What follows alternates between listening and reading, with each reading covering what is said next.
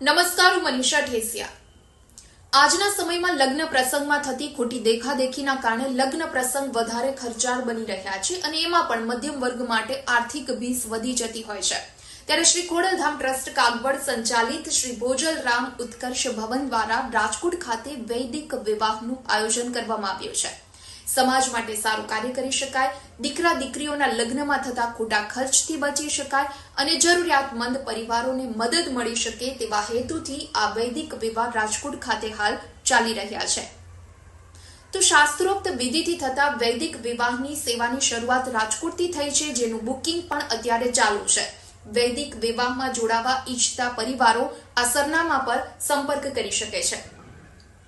શ્રી ભોજલરામ ઉત્કર્ષ ભવન, લક્ષ્ય એકેડમીની સામે, આસ્થા સોસાયટીના ગેટની અંદર, BRTS આંબેડકર ચોક, 150 ફૂટ રિંગ રોડ, રાજકોટ। અને જો તમે ફોન દ્વારા સંપર્ક કરવા ઈચ્છતા હોય કે પછી આ અંગેની કોઈ પણ માહિતી મેળવવા ઈચ્છતા હોય તો 74 860 20 810 અને 97 129 47 894 આ નંબર પર કોલ કરી શકો છો।